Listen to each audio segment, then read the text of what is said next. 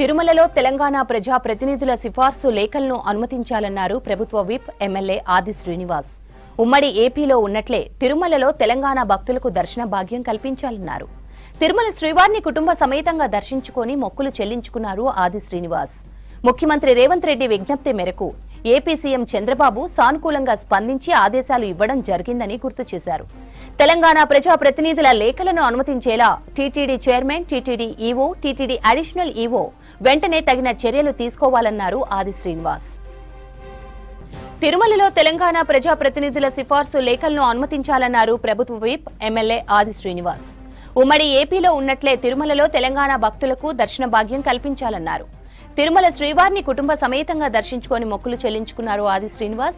ముఖ్యమంత్రి రేవంత్ రెడ్డి విజ్ఞప్తి మేరకు ఏపీ సీఎం చంద్రబాబు సానుకూలంగా స్పందించి ఆదేశాలు ఇవ్వడం జరిగిందని గుర్తు చేశారు. తెలంగాణ ప్రజా ప్రతినిధుల లేఖలను అనుమతించేలా TTD chairman, TTD EO, TTD additional EO వెంటనే తగిన చర్యలు తీసుకోవాలన్నారు ఆది శ్రీనివాస్. తెలంగాణ రాష్ట్ర ప్రభుత్వం కూడా గౌరవ ముఖ్యమంత్రి రేవంత్ రెడ్డి గారి నాయకత్వంలో అనేక చక్కటి సంక్షేమ కార్యక్రమాలు తీసుకొని ముందుకు పోతున్న క్రమంలో పరిపాలన సజావుగా సాగే విధంగా కూడా లోక కళ్యాణం జరిగే విధంగా చూడు తండ్రిని ఆ కలియుగ దైవమైనటువంటి శ్రీ వెంకటేశ్వర స్వామిని వేడుకోవడం జరిగింది. తెలంగాణలో ప్రభుత్వం ఏర్పడగానే అంతకంటే ముందు ఇచ్చిన హామీల్ని ఒకటొకటి అమలు చేస్తూ ముందుకు పోతా ఉంది తెలంగాణ రాష్ట్ర ప్రభుత్వం గౌరవ ముఖ్యమంత్రి రేవంత్ రెడ్డి గారి నాయకత్వంలో. రైతులకు రుణమాఫీని 25,50,000 మంది కుటుంబాలకు ఇంచుమించు 21,000 కోట్లు ఇవ్వడం, గృహజ్యోతి 200 యూనిట్లు కరెంటు, గతంలో రైతులకు ఉచిత కరెంటు ఇచ్చింది ఆనాడు కాంగ్రెస్ ప్రభుత్వం. ఈరోజు కూడా మళ్ళీ రేవంత్ రెడ్డి నాయకత్వంలో పేదల ఇళ్లకు 200 యూనిట్లు కరెంటు కాల్చుకున్నట్టు ఉచితంగా ఇస్తా ఉన్నాం. అదేవిధంగా అక్కడ ఆడతల్లు ఆర్టీసీ బస్సులో ప్రయాణం ఉచితం చేసినాం. ఇప్పటి వరకు 1,150 కోట్ల ప్రయాణాలు జరిగినాయి.